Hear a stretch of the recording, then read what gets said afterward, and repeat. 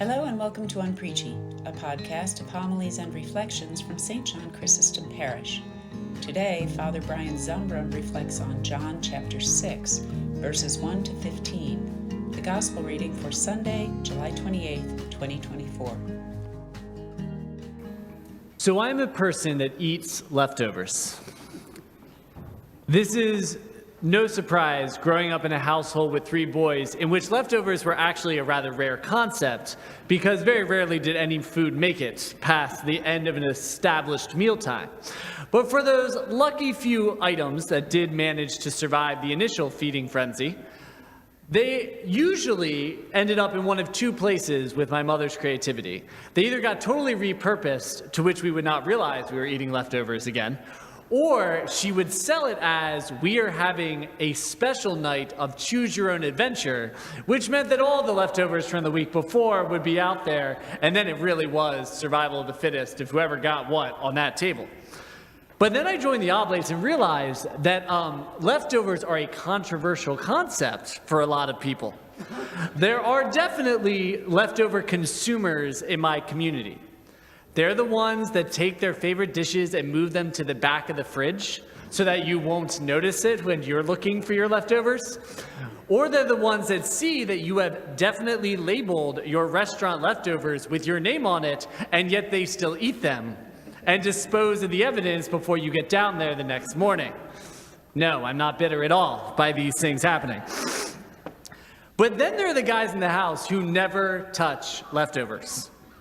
They will go out of their way to make a completely new meal when there is plenty of food that can just be microwaved, that is both less effort and, let's be real, probably better tasting than whatever they are creating. I don't understand these people. I do not understand people who are anti-leftovers. If you enjoyed the meal the first time, why would you not enjoy it the second time, or third time, or 8th time, depending on how much your family made? Because leftovers for me always take me back to the first time I shared that meal. I relish the memory of that meal shared. The laughs, the conversation, the tears. I think of all the people who were around that table when we broke that bread together the first time. Which is probably why I got really curious reading the gospel about what happened to the leftovers in this parable. All those baskets of bread and fish, left over from a miracle that is mentioned in every gospel. This miracle of abundance, which each person got fed. But what happened when people sat down with those leftovers in the days to come? Did they think about the miracle? Did they reflect on that moment, that community on that hillside? Did they just sit in awe and gratitude that this bread they were still eating shouldn't be there? That this leftover bread was a tangible reminder of a miracle that was? Or did they just simply eat it? Getting tired, actually, of that same old bread that was now getting stale that they've been eating for several days, and slightly resentful that they were lugging around these massive baskets up and down hills of Galilee. Did they stop seeing the bread as miraculous and just as leftovers? You would think that it would be surreal for them to forget the miracle that had brought them those leftovers.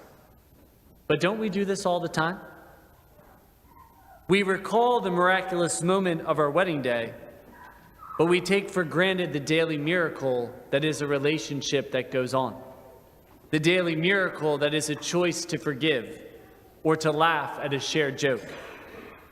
We recall the miraculous moment when our child came into our lives, when we held them for the first time, when the court declared it official, but we take for granted the daily miracle that is them. Each moment they grow and discover and become themselves. We recall the miraculous moment when we reached the mountaintop, when we earned the degree or got the job or won the trophy. But we take for granted the daily miracle that is the climb and descent, the work we do and how we do it, the way we learn and fail and keep moving forward. We recall the miraculous moments when the darkness cleared, when we were healed, when the Gordian knot was somehow severed with one swift stroke. But we take for granted the daily miracle that is a broken heart, a heart that knew love.